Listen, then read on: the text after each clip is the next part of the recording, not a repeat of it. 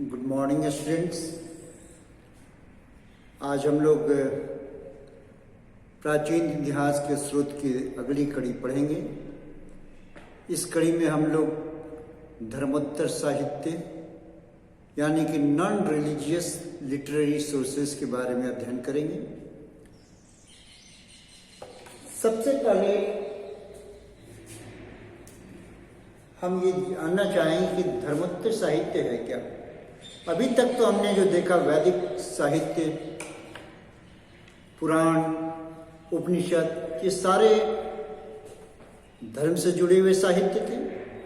जो धर्म से ना जुड़ करके सामान्य जनजीवन से जुड़े साहित्य थे, उनके बारे में हम पढ़ेंगे। पाणिनि जो ग्रामेरियन थे, व्याकरण के विद्वान थे, उन्होंने 8 चैप्टर्स में 8 सेगमेंट्स में अष्टाध्यायी लिखा।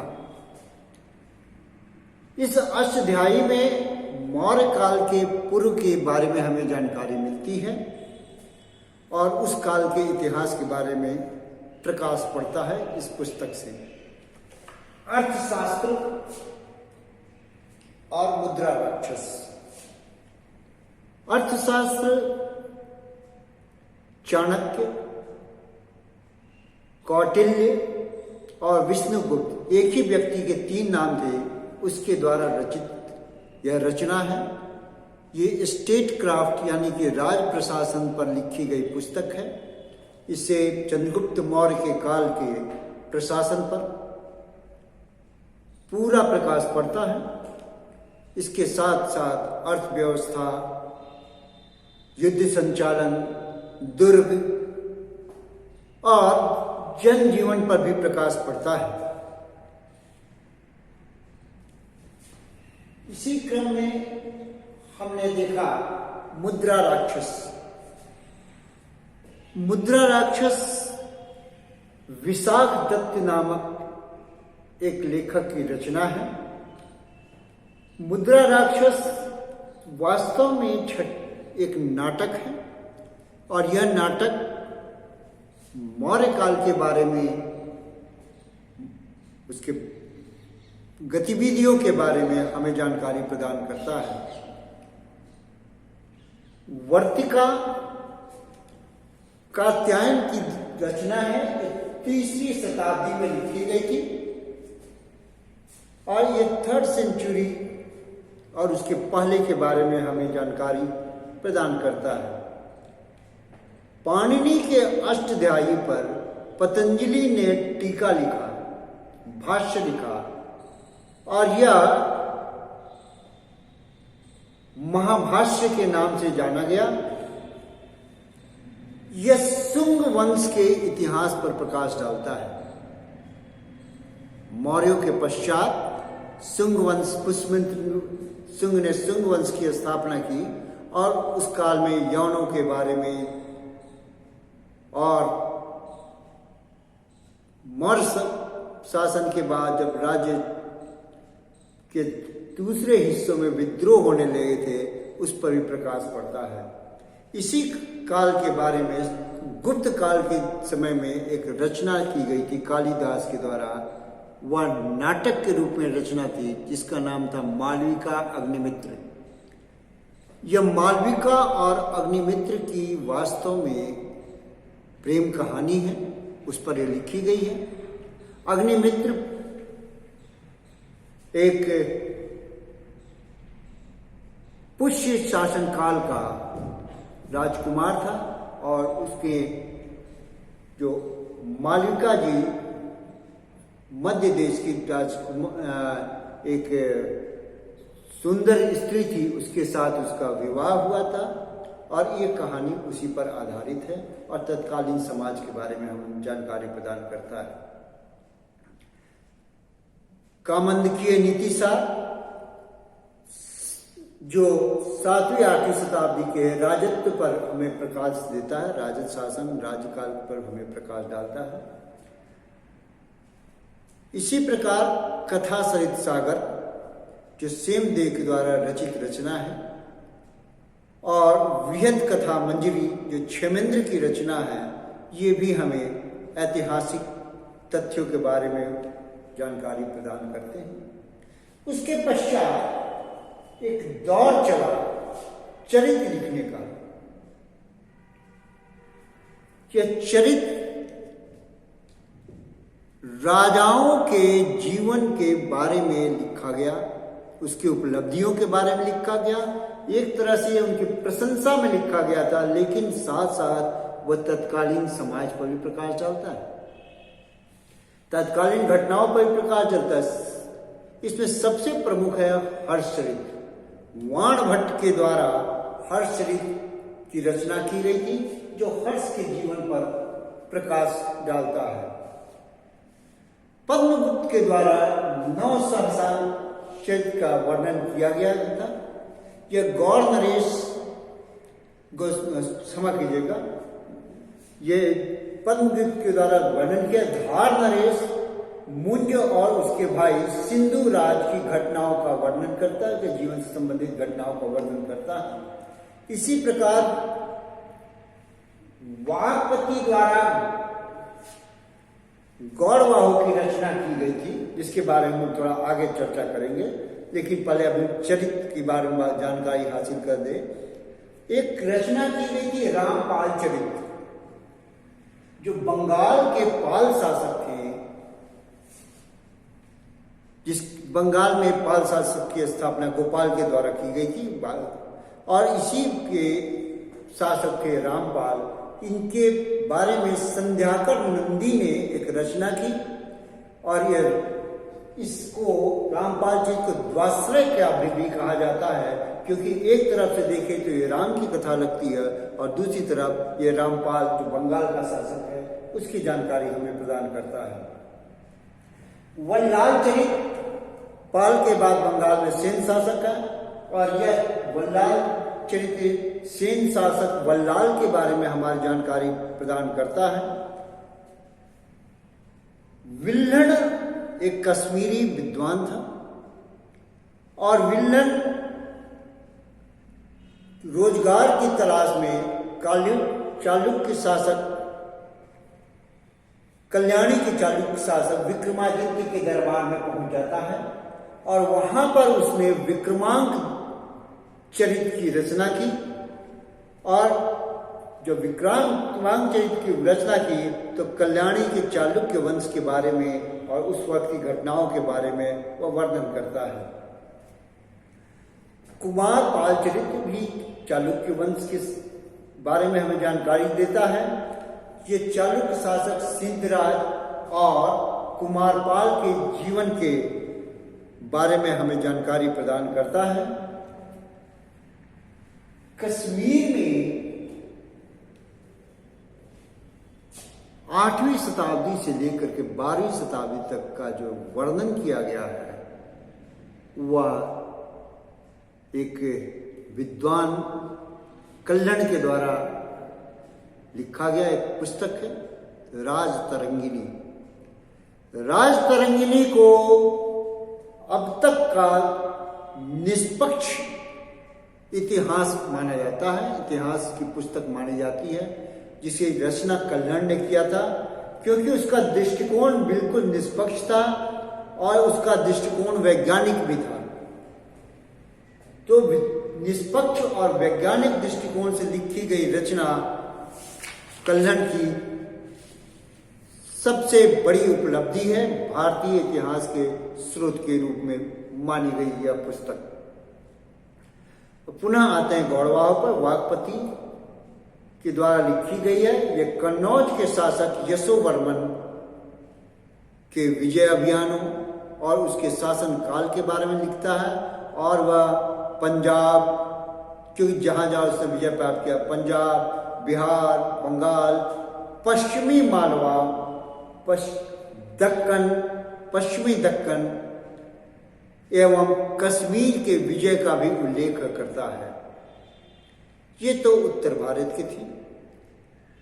और अब हम आते हैं दक्षिण भारत को, जो सुदूर दक्षिण प्रदेश है, उस क्षेत्र की ओर चलते हैं, जहां पर कई पुस्तकों की रचना की गई थी। सबसे पहले आते हैं तोलक्कपियम को। तोलक्कपियम वास्तव में एक व्याकरण की पुस्तक है।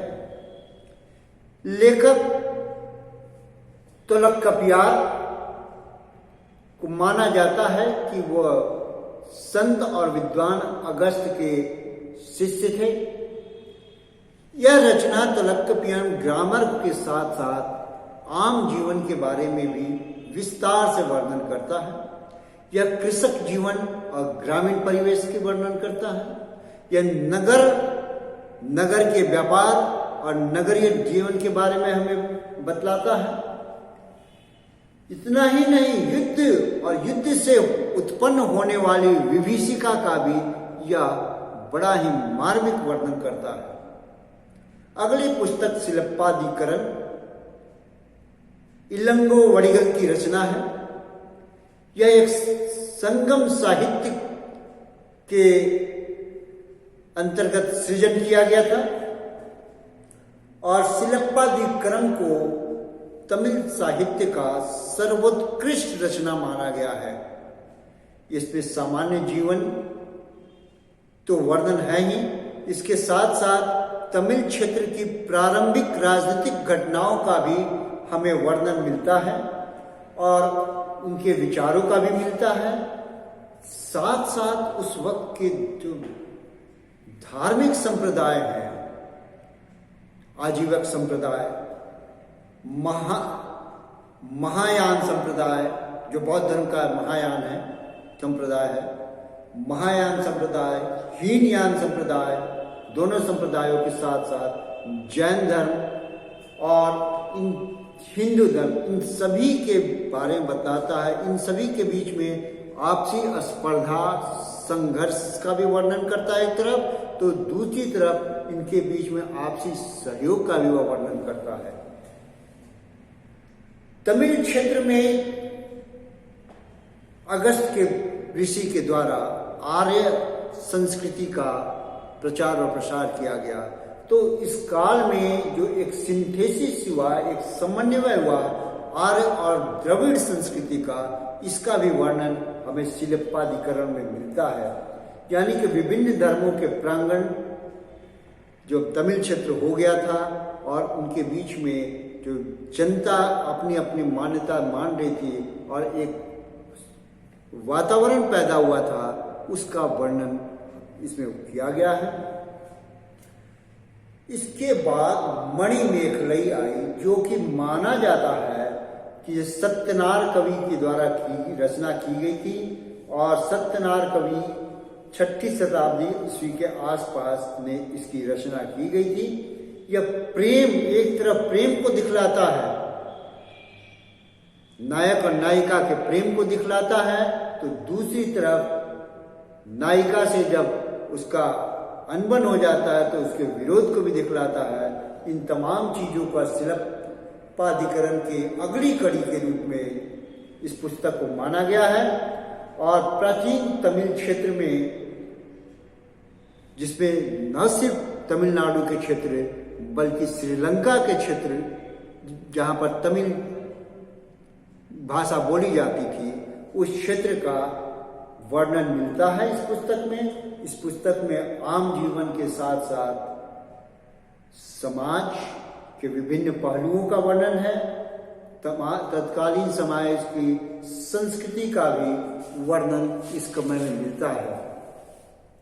नंदी कंबन पल्लव शासक नंदीवर्मन तृतीय की रचना है और इस पुस्तक से हमें पल्लव काल के बारे में जानकारी हासिल होती है। कलिंग तूपर्णी चोल शासक कुलोत्तुंग प्रथम द्वारा जब कलिंग क्षेत्र में, यानी कलिंग शासक अनंतवर्णन चोल पर विजय प्राप्त किया गया, इसका वर्णन हमें मिलता है। और यह पुस्तक कलिंग तूपर्णी चोल शासक कुलोत्तुंग प्रथम द्वारा ही लिखी गई थी और कवि राजमार्ग राष्ट्रकूट शासक नृपतुंग, जिसने अमोघ वर्ष का ये दूसरा नाम माना जाता है नृपतुंग, क्योंकि शासक का वास्तविक नाम अमोघ वर्ष था। और अमोघ वर्ष को क्रेडिट जाता है कि दक्षिण भारत में सबसे लंबे समय तक 64 वर्षों तक शासन किया। उस पुस्तक में कवि राजमार्ग में नृपतुंग ने तत्कालीन समाज का वर्णन किया है। जीवन के साथ साथ सामाजिक जीवन और शासन काल, इन सबका वर्णन इस पुस्तक में लिखा गया है। और यह कन्नड़ भाषा में लिखी गई पुस्तक कवि राजमार्ग एक दक्षिण भारत की अमूल्य निधि मानी गई है। पंप के द्वारा लिखी गई रचना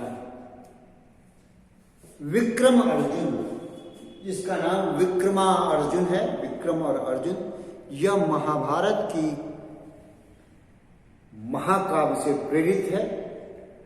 और पंप जो कन्नड़ साहित्य के दो महान विद्वानों में, पंप और रन्ना, दो महान विद्वान लेखक हुए, उसमें एक थे पंप।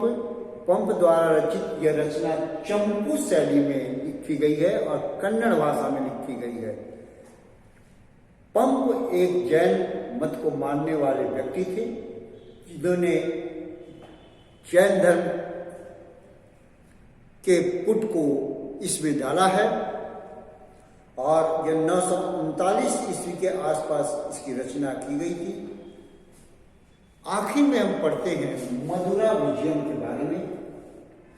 मधुरा विजयम गंगा देवी की द्वारा रचित एक रचना है, जिसमें विजयनगर साम्राज्य के शासक राजकुमार कंपन की मदुरा यानी कि तमिलनाडु के क्षेत्र, यानी कि आंध्र प्रदेश से तमिलनाडु तक का जो विजय अभियान है उसने किया था। और मदुरा तक पहुंचकर वहां पर विजय पाया गया था। और गंगा देवी जो कि राजकुमार कंपन की पत्नी थी, उन्होंने बड़ा ही विशद वर्णन किया, साहसिक घटनाओं का इसमें जिक्र किया है। और कंपन की पहचान बुक्का प्रथम के द्वितीय पुत्र के रूप में की गई है। तो इस प्रकार हम आज प्राचीन भारत के साहित्यिक स्रोतों का अध्ययन किए। अगले क्लास में हम लोग पढ़ेंगे विदेशी यात्रियों के द्वारा रचित व्यूहरचना का जानकारी, यानी विदेशी यात्रियों द्वारा जो यात्रा वृत्तांत लिखे गए थे जो भारत में आते हैं, उसके बारे में हम जानकारी हासिल करेंगे। आज इतना ही, धन्यवाद।